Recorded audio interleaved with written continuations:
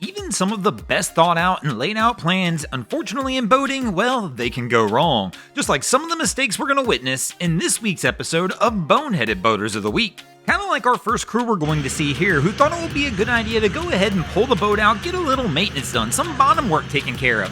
Where their mistake is though, if you're going to pull a boat this big out, you probably need a little more than 4 tires and 2 axles, especially with all this weight.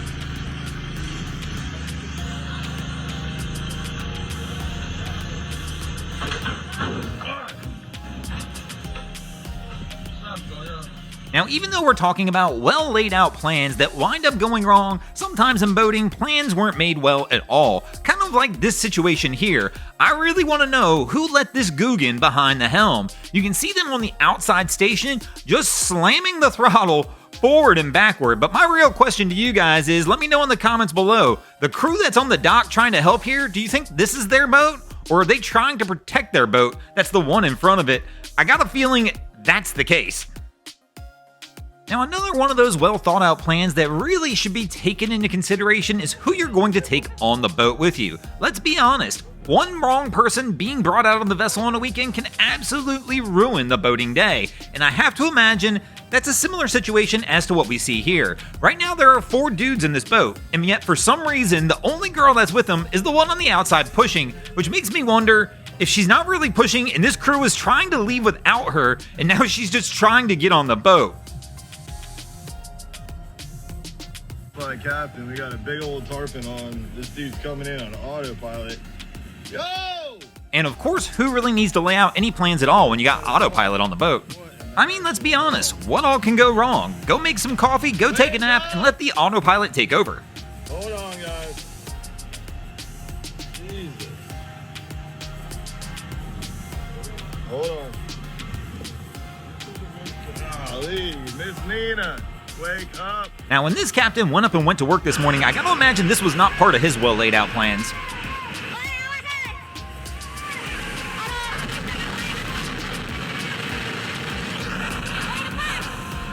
Well, it looks like Cheech and Chong finally got out on the water, but I got a feeling there's a lot more going on in this situation. At first, I couldn't tell if it was a motor or the boat was actually on fire. Somebody probably should just go ahead and pull the plug and sink that one.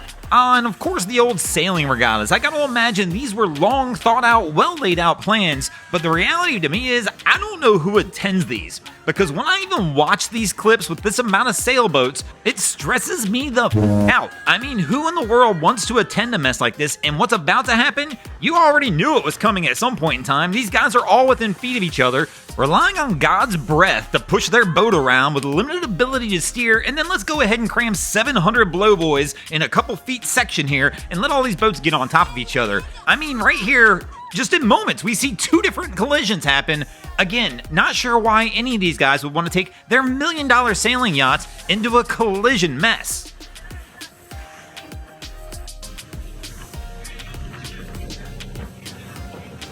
Now, this is not one of those well laid out plans. I mean, who in the world thought anything good was going to come from this? The second we saw him standing up there, we knew he was in trouble, kind of like this bro here. He thought he was going to go out in the water, have some fun. Cap's like, get in the bow, bro. I bet these two probably never talked again after this.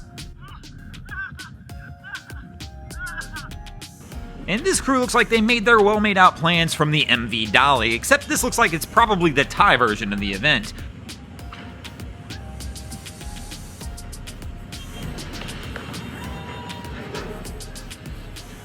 I mean, one part of this plan that was well laid out to perfection is to look exactly how high the wood piling is. I mean, they laid this one to within inches of what this bridge is. Other than hitting the bridge, it looks like they probably would have cleared based on the other images shown here. And speaking of cleared, this crew right here appears they're cleared for takeoff. Now, once before somebody told me that if you're an airboat captain and you've never sunk an airboat, then you're not doing something right. So this crew might have taken that advice as well. Surprisingly, these two walk away from this. Now at this point you're probably thinking, BG, what in the hell is wrong with boaters, and why do their plans always go awry? Well, it's not just boaters. I mean, it's just the human nature in all of us. We'll come up with some amazing ideas and plans, things that we think will be thoughtful by nature, but We're human, and unfortunately, that means we do make mistakes. So no matter how well we lay out a plan or think things through, unfortunately as humans, sometimes things are just not going to go according to those plans. Now, of course, this can happen for many different reasons, and one of the first reasons is going to be that plan that you thought was ingenious, many times it is actually not nearly as good as you thought it was. And then, of course, there comes down to execution as well. Even if you get a great plan together, if you don't execute it right, it's not going to matter. And sometimes our plans will be fooled not by something we did, but by others having different plans than us.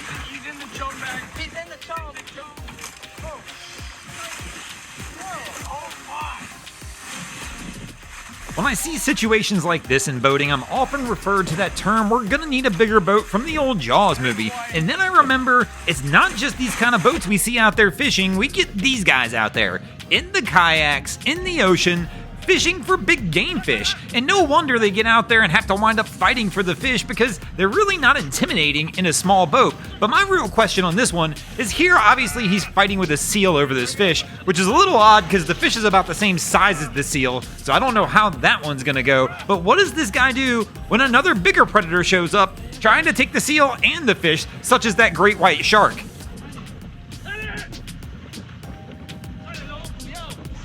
Now, obviously, as we've talked about throughout this entire video, our guy's day is not going entirely according to his plan. Now, it does finish out correct in the end, as he winds up with the fish and winds up giving the seal some choice words. Now, one way people will try and avoid having their plans go awry is by hiring somebody else to do the work for them. Then they don't have to worry about the plan, it's on somebody else. But that doesn't mean things still won't go wrong. I mean, even the pros are human, as we've mentioned, and as humans, we all make mistakes, kind of like this crew who wound up dropping the yacht. And well, you can see the damage to the hull here. Let me know in the comments below, how expensive of a fix do you think this is on a yacht this size? I'm not a fiberglass guy, so I really have no earthly clue how much that would cost to fix.